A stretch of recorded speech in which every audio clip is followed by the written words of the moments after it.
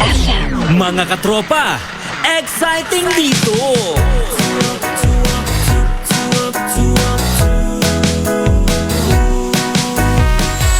Umaga pa lang, mapapangiti ka kapag XFM na ang kasama. Ang iyong gabay sa araw-araw, kaya saan ka pa? Dito ka na sa nangunguna, radyo na pinakamasaya. Katropa mo forever. XFM makes life better. Kami ang katropa mo, exciting dito. Exciting dito. Saan man sulok ka na mundo, araw-araw maaasahan mo. XFM makes life better. Katropa mo, katropa ko, katropa ng lahat, katropa ng bawat Pilipino. Katropa mo, katropa ko, katropa ng lahat, katropa ng bawat Pilipino. Up to, up to, up to, up to.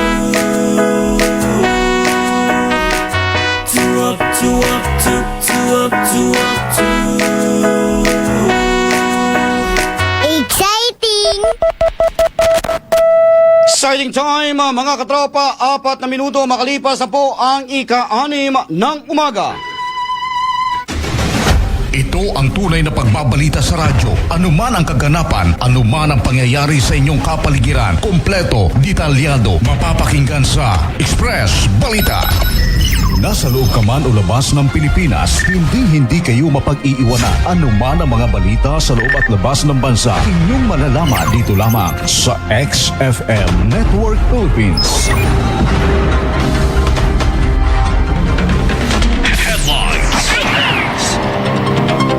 Sa ulo po ng ating pong mga balita, suspek sa infant killing nasa kustudiya na ng PNP at ito'y naaresto sa barangay San Miguel.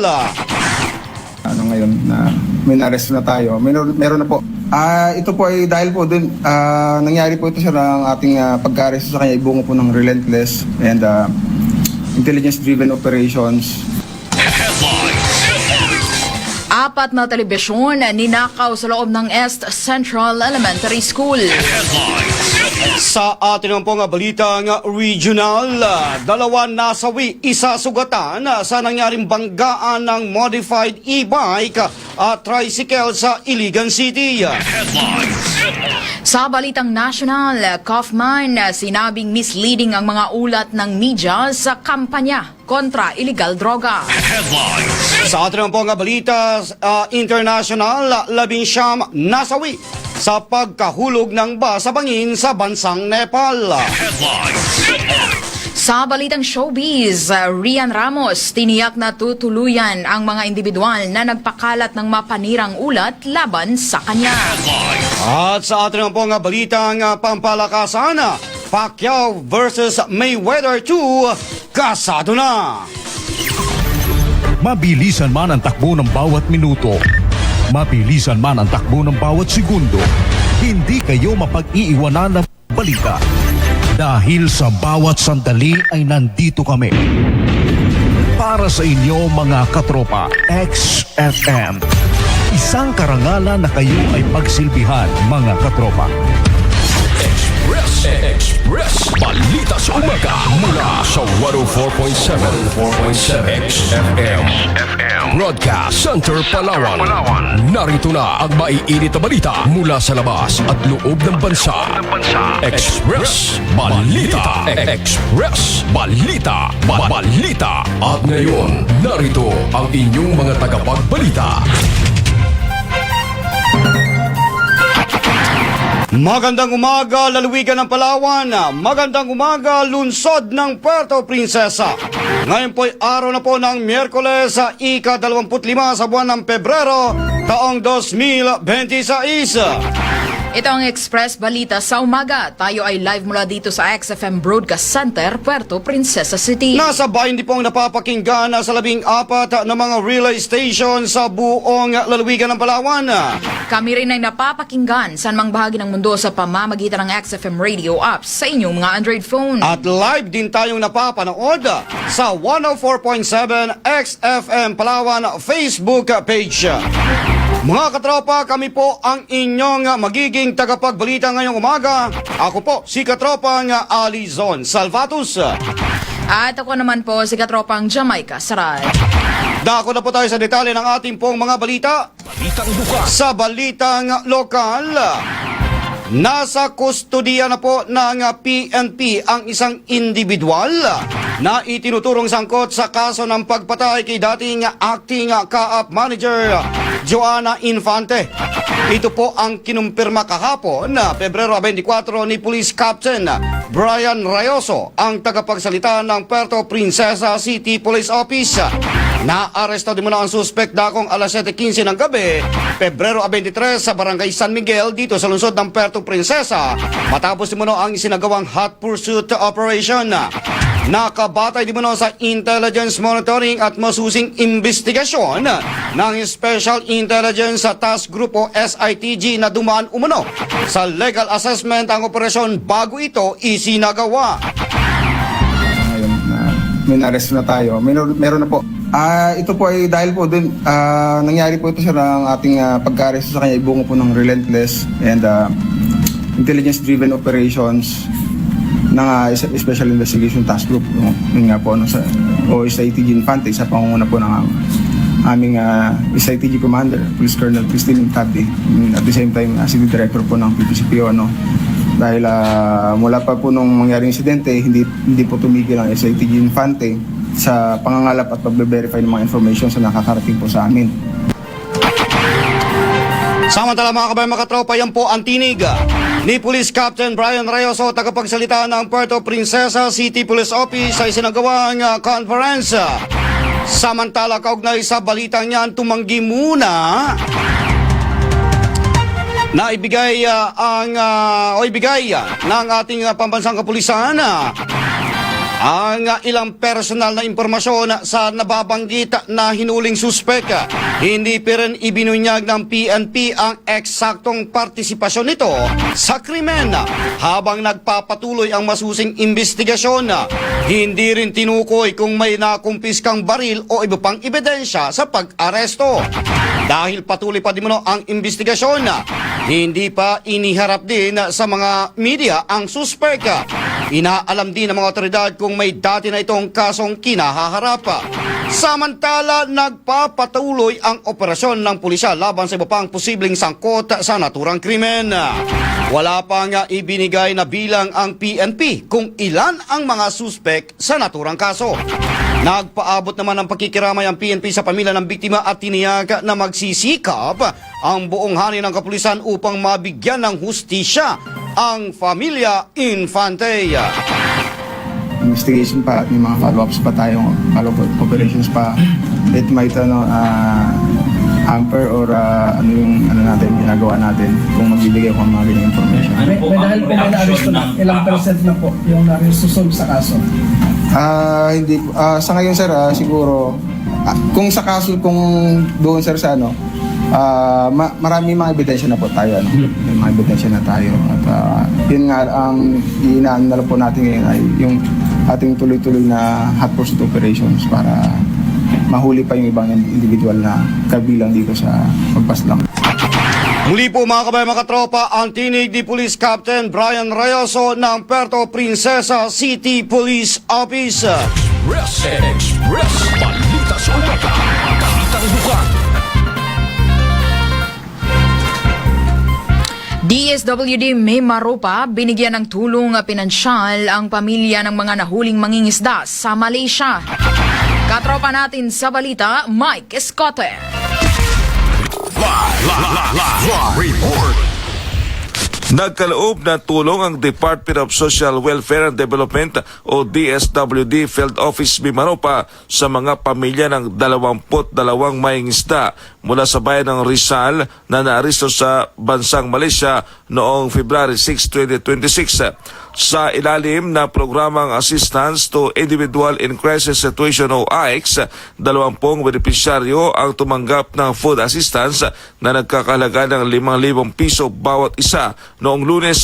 Layunin itong matugunan ang kanilang agarang pangangailangan habang hinihintay ang mga susunod na kaganapan kaugnay ng insidente. Ayon sa incident report na isinumiti ng Department of Foreign Affairs o DFA, patuloy ang koordinasyon ng pamahalaan para sa kaukulang aksyon. Samantala, tiniyak naman ng DSWD ang kanilang patuloy na pagbibigay ng suporta sa mga pamilyang dumaranas ng matinding pangamba at kawalan ng katiyakan. Tiyak na ligtas ka sa anumang karamdaman kapag laging uminom ng Santon Plus Gold Herba Capsule. Para sa nagkakaisang Pilipino sa Pilipinas, mula sa 104.7 XFM Puerto Princesa City, Mike Escote, XFM News. Express Balita sa Umaga. Samantala mga kabayan, mga katropa, ang balitang inyo ring napakinggan. Handog naman po sa inyo ang Santon Plus Gold. Marami na pong natulungan na gumaling sa iba't ibang karamdaman. Dahil po yan sa kanya pong mabibisang sangkap gaya po ng mangustina, ampalaya, malunggay, garlic at spirulina. Kaya subukan mo na rin ang pag-inom ng Santon Plus Gold, katropa. Mabibili ito sa lahat ng mga butika sa lungsod ng Puerto Princesa at sa buong lalawigan ng Palawan. Express Balita sa Umaga. Karagdagang balitang lokal pa rin. Mga Rosaseño na biktima ng bagyong Tino, nabigyan din mo ng ayuda mula sa pamalaang panlalawigan. Katropa natin sa balita, Belia Mucha. Report. Namahagi ang pamalaang panlalawigan ng Palawan ng mga materyales sa mga biktima ni Bagyong Tino kahapon, Pebrero 24, taong kasalukuyan sa munisipyo ng Roxas, Palawan. Nabatid na nasa 76 na mga nasalanta ni Bagyong Tino ang tumanggap ng plywood, yero, pako at iba pa upang makatulong sa pagpapatayo muli ng kanilang nasirang bahay dahil sa bagyo. Ayon sa PLGU, ang nasabing materyales ay mula sa Calamity Fund ng lalawigan sa ilalim ng PDRRMO habang pinangangasiwa ang pamamahagi ng mga kawani ng Provincial Social Welfare and Development Office at ng PDRRMO. Samantala, nagbigay din ng mga materyales ang pamalaang panlalawigan sa LG Roxas para sa mga mangisa na naapektuhan din ng nagdaang bagyo. Ang mga materyales na tinukoy ay kinabibilangan ng marine plywood, epoxy, pakong tanso at iba pa. Lubos naman ang pasasalamat ng mga beneficiaryo sa kanilang natanggap mula sa pamalaang panlalawigan sa pamumuno ni Governor Amy Alvarez. Mga katropa, ugaling uminom ng Santon Vitamin C upang may laban ang ating katawan sa anumang sakit. Ang Santon Vitamin C ay mabibili sa mga butika nationwide. Para sa nagkakaisang Pilipino sa Pilipinas, mula rito sa bayan ng El Nido, Palawan, Belia Mucha, XFM News. Express Balita sa Umaga. Samantala, pinaghihinala ang cocaine na recover ng isang mangingisda sa barangay Kanipaan. Katropa natin sa balita, Dennis Chua. Report. Na-recover ng isang mangingisda sa coastal area ng Sitio Bungbungin, Barangay Kanipaan sa bayan ng Rizal ang isang pinaghihinalaang cocaine. Ayon sa police report na inilabas ng PNP Rizal pasado alas 12 ng madaling araw nitong February 24, ay nakatanggap ng report ang mga otoridad mula sa Barangay Kanipaan kaugnay sa nakitang 5 box at isang balot ng plastic na pinaghinalaang high-grade na cocaine na siyang agarang tinungo ng Municipal Police Station. Kinilala naman ng mangingisda na nakakita nito na si Rosini Mindoros, 20 years old, may asawa at isang katutubo at residente ng nasabing barangay. Base naman sa pagsusuring ginawa ng hanay ng PNP Rizal, ang pinaghihinalaang cocaine ay merong estimated market value na 50,220. Kaugnay nito, ang operasyon ay pinangunahan naman ni Police Major Bronson C. Caramto ng PNP Rizal kasama ang Provincial Drug Enforcement Unit, Provincial Intelligence Unit at BFATS. Samantala, patuloy naman ang investigasyon ng mga otoridad hinggil rito upang masigurado ang kaligtasan ng komunidad. Iyan ang balita hatid sa inyo ng Santon Soap. May kakayahang paputiin ang inyong mga balata. Ito ay dahil sa mga taglay nitong sangkap. Santon Soap, mabibili ito sa lahat ng butika malapit sa inyong mga lugar nationwide. Para sa nagkakaisang Pilipino sa Pilipinas, mula sa 103.5 Rizal, Palawan, Dennis Chua, XFM News. Express Balita sa Umaga. At Barangay San Manuel, dito sa lungsod ng Puerto Princesa, nangunguna sa mayroong pinakamaraming kaso ng dengue. 8 kaso ang naitala ngayon lamang buwan. Katropa natin sa balita, Girly Cadasio. Live report.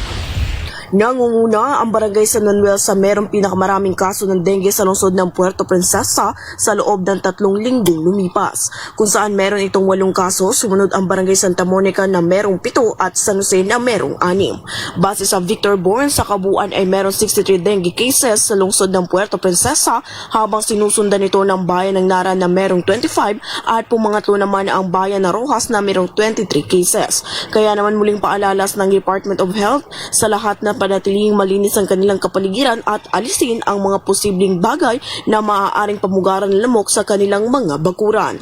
Yan ang balitang hatid sa atin ng isang masarap na kape, hindi lang basta kape dahil ito'y merong masakap na makakatulong sa pagpapalakas ng ating katawan. Ito ang Santon Plus Coffee Mix na kapag kape ka na ginamot ka pa. Para sa nagkakasang Pilipino sa Pilipinas, mula rito sa XFM Puerto Princesa, Girly Cadasio, XFM News. Express Balita sa Umaga. Balitang Regional. Samantala, nasawi ang driver ng isang modified e-bike at isang pasahero ng tricycle habang malubhang nasugatan ang isa pa matapos magsalpukan ang 2 sasakyan sa barangay San Isidro, Ilagan City, Isabela. Sa panayam kay Kawayan kay Police Captain Noralyn Andal, Information Officer ng Ilagan City Component Police Station, magkasalungat ang direksyong tinatahak ng modified e-bike at tricycle nang maganap ang insidente. Iikot sana pakaliwa ang tricycle upang pumasok sa isang eskinita nang biglang dumating ang mabilis na modified e-bike at bumangga rito. Batay sa investigasyon ng pulisya at nakuwang CCTV footage, hindi umano nagpa-practice para sa drug racing ang sangkot sa insidente at naglalakbay lamang sa lugar. Gayunman, napag-alaman na wala umanong suot na helmet ang driver ng modified e-bike. Nagkaroon na rin ng paunang kasunduan ang magkabilang panig na pag-usapan ang insidente matapos mailibing ang mga nasawi. Samantala, pinaalalahanan ni Andal ang mga motorista na pairalin ang disiplina at iba yung pag-iingat sa pagmamaneho upang maiwasan ang mga kalintulad na aksidente. Express Balita sa Umaga. Balitang Regional. Samantala mga kabayan, mga katropa, oras po natin 20 minutos sa makalipas na po ang ika-6 ng umaga. Huli naman ang isang 19 anyos na lalaki sa isinagawang entrapment operation ng mga otoridad kaugnay sa paglabag sa Republic Act 11930 o ang Anti-Online Sexual Abuse or Exploitation of Children at Anti-Child Sexual Abuse or Exploration Materials. Gayon din sa kasong grave coercion. Kaugnay din po sa Section 6 ng RA 10175 o ang Cybercrime Prevention Act of 2012. Isinagawa ang operasyon dakong alas 10:30 kamakalawa ng gabi sa pamamagitan po ng Regional Anti-Crime Cybercrime Unit o ng RACU 2 na sa pagkikipagtulungan din po ng PNP IGIG sa pambansang lansangan sa Barangay Carig Norte sa Tuguegarao City. Ayon po sa pulisya, nagtangkang tumakas ang suspek sakay ng motorsiklo. Agad naman nagsagawa ng hot pursuit operation ng mga operatiba hanggang sa ito ay tuluyang naaresto sa isinagawang anti-criminality checkpoint ng PNP IGIG sa Barangay Gamad, IGIG, Cagayan. Nag-ugat ang operasyon sa reklamong natanggap mula sa isang 20 anyos na babae na residente ng Santiago City kaugnay ng umunoy paglabag sa nabanggit na mga batas. Dinala ang suspek sa Cagayan Valley Medical Center para sa medical examination bago naman ito sumailalim sa kustodiya ng RACU 2. Express Balita sa Umaga. Balitang Nasional. Samantala, nagpasok ng motion ang National Bureau of Investigation upang magdagdag ng panibagong mga ebidensya pati respondents sa reklamong plunder na isinampa kay Senador Jinggoy Estrada. Ayon mismo kay Justice Spokesperson Attorney Polo Martinez, ito ay kasunod ng motion to submit additional evidence and respondents sa panig ng complainant o ng kawanihan. Sa naganap na preliminary investigation hinggil sa plunder case, ibinahagi ng tagapagsalita na hindi nagsumiti si Senator Jinggoy Estrada ng kanyang kontrasalaysay. Habang inatasan naman ng prosecution ang NBI na bigyan ng kopya ang mga respondents ng kanilang isasamang mga karagdagang ebidensya sa reklamo. Binigyan sila ng ilang araw lamang hanggang ika-26 ng Pebrero sa kasalukuyang taon. Kaya naman sa oras na mabigyan na ng kopya ang mga respondents, pagtitiyak ng Department of Justice na sila ay mayroong panahon at pagkakataon upang ito'y sagutin. Ani Justice Spokesperson Martinez, ang mga respondents ay maaaring magsumiti ng kanilang mga kontrasalaysay nang hindi lalagpas sa itinakdang araw na ika-9 sa buwan ng Marso. Ang nabanggit na petsa ay ang susunod na isa sa gawang preliminary investigation kaugnay sa reklamong kinakaharap ng senador kasama pati ilang mga dating opisyal. Bukod kay Senator Jinggoy Estrada, kapwa niya respondents maging sina former Department of Public Works and Highways Secretary Manuel Bunuan, former Public Works official Roberto Bernardo, Gerard Opolincia, Henry Alcantara at John Jane Daz. Express Balita sa Umaga. Balitang nasyonal. Samantala, sa iba pang balitang nasyonal, sinisi naman ng lead counsel ni dating Pangulong Rodrigo Duterte na si Attorney Nicholas Kaufman ang media sa amunay maling paglalakad ng Duterte administration sa kampanya kontra illegal na droga. Ginawa ni Kaufman ang pahayag sa kanyang opening statement sa confirmation of charges hearing ng dating Pangulo sa International Criminal Court o ICC noong pong Lunes sa The Hague, Netherlands. Giit ng naturang abogado, sinosobrahan di mano ng media ang balita tungkol sa kampanya nang hindi inilalagay ang mga pangyayari sa tamang konteksto.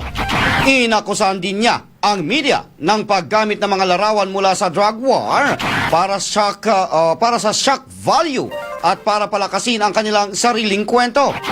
Ngunit nanindigan naman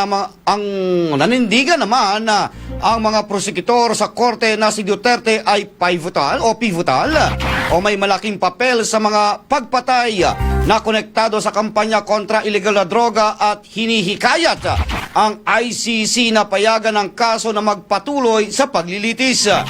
Mayroon pang hanggang 60 araw ang mga hukom ng ICC para magdesisyon kung sapat ang ebidensya upang ituloy ang kaso sa korte. Express Balita sa Umaga.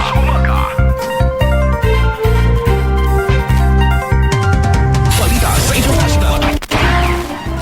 Samantala, nagpahapyaw ang White House sa magiging laman ng State of the Union Address ni US President Donald Trump. Gaganapin ito dakong alas 10 ng umaga ngayong araw, oras sa Pilipinas, kasabay ng 119th Congress. Ayon sa White House na magiging mahaba ang nasabing talumpati ni Trump dahil sa dami ng kanyang mga nagawang accomplishments. Asahan din niya ang mga pag-anonsyo nito ng mga prioridad na proyekto at ang panukalang pulisiya na ipapatupad sa US. Dahil dito ay naghigpit ng seguridad ang mga otoridad sa US dahil sa inaasahang paglungsad ng mga kilos protesta. Express Balita sa Umaga sa international. Patay naman ang 19 na katao matapos ang pagbagsak ng isang pampasaherong bus sa isang bangin sa Nepal. Base sa inisyal na investigasyon ng mga otoridad na galing Pokhara patungong Kathmandu, ang naturang bus nang mawala ng kontrol ang driver nito at nahulog sa bangin na may lalim na 200 metro. Nangyari di mano ang insidente malapit sa gilid ng Trishuli River sa Zading District. Mayroong 44 na katao ang lulan ng bus kasama ang driver kung saan 25 dito ang nagtamo ng sugat. Kasama rin sa mga nasawi ang isang 24 anyos na turistang British national. Patuloy naman ang sinasagawang investigasyon ng mga otoridad ukol sa naturang insidente. Express Balita sa Umaga. XFM Weather Update. Samantala mga kabayan, mga tropa, alam naman po natin ang magiging taya ng panahon. Ngayon pong araw ng Miyerkules at mula sa DOST Pag-asa. Magandang umaga po sa ating lahat. Narito ang ating weather update para sa araw ng Miyerkules, February 25, 2026. Easterlies or yung mainit at malinsangan na hangin na nanggagaling sa dagat Pasipiko ang umiiral dito sa atin sa buong bansa. Sa ngayon po, wala naman tayong minomonitor na anumang bagyo or low pressure area sa loob at labas ng ating Philippine Area of Responsibility. Wala rin tayong epekto nitong northeast monsoon sa anumang parte ng ating bansa, pero posible po magbalik po ito at umiral dito sa ibang bahagi ng Luzon pagdating po ng weekend. Pero hindi po natin inaasahan na magiging kasing lamig pa rin po ito katulad po ng mga nakaraan po nating bugso. Gayon din dito sa may Palawan, Visayas at Mindanao, maaliwalas na panahon din ang ating inaasahan. Pero mataas ang tsansa ng mga localized thunderstorm lalo na sa eastern section ng Visayas at Mindanao. So ugaliin po natin, i-check ang social media pages ng Pag-asa, pati na rin ang website hinggil sa nilalabas po natin mga thunderstorm advisory. Dahil ang mga localized thunderstorm ay posible din magdala ng mga pagbaha at mga pagguho ng lupa. Agwat ng temperatura para sa Puerto Princesa at Kalayaan Islands, 26 to 32 degrees Celsius. Dito sa Iloilo, 25 to 32 degrees Celsius. For Tacloban, Cebu at Cagayan de Oro, 25 to 31 degrees Celsius. Zamboanga, 24 to 33 degrees Celsius. At Davao, 25 to 33 degrees Celsius. Wala naman tayong nakataas na anumang gale warning sa anumang seaboards ng ating bansa. Ang sunrise mamaya ay 6:15 a.m. at ang sunset mamaya ay 6:03 p.m. Weather Update. Weather Update. Showbiz News. Naghahanda na ang aktres na si Rian Ramos para magsampa ng kaso laban sa mga individual na nagpapakalat ng mga mapanirang ulat tungkol sa kanya. Sinabi ng kanyang abogado na si Attorney Lorna Capunan na kanilang nakilala na ang mga individual nang nasa likod ng paninira sa aktres. May kaugnayan sa pagdawit sa aktres kasama ng mga kaibigan nitong sina Michelle D. at Samantha Panlilio ukol sa pananakit umano sa driver nito sa si Bonifacio Tibayan Baro. Naninindigan sila na iligal ang ginawa ng driver na kumuha ng larawan ng aktres. Balitang Sports. Samantala mga kabayan, mga katropa, sa atin naman pong balitang pampalakasan. Kasado na di mo ang muling paghaharap nitong sina Filipino boxing champion Manny Pacquiao kay Floyd Mayweather Jr. Gaganapin daw po ito sa Sphere sa Las Vegas sa darating na Setyembre 19. Ito di mo ang muling paghaharap ng dalawa matapos ang unang sagupaan nila noong pang taong 2015. Magugunit ang inanunsyo ng 48 anyos na si Mayweather ang muling paglaban niya. Sinabi naman ni Pacquiao na nananatiling isang pinakamalaking laban sa kasaysayan ang paghaharap nila, kaya marami na ang nag-aabang ng sagupaan. Tinaguri ang pinakamalaking kita ang laban ng dalawa noon na mayroon pong $600 million US dollar ang naging revenue. Taong 2017 nang inanunsyo naman ni Mayweather ang kanyang pagre-retiro matapos makuha ang malinis na 50 panalo at wala pang talo. Subalit mula noon ay lumaban pa ito sa ilang exhibition fight.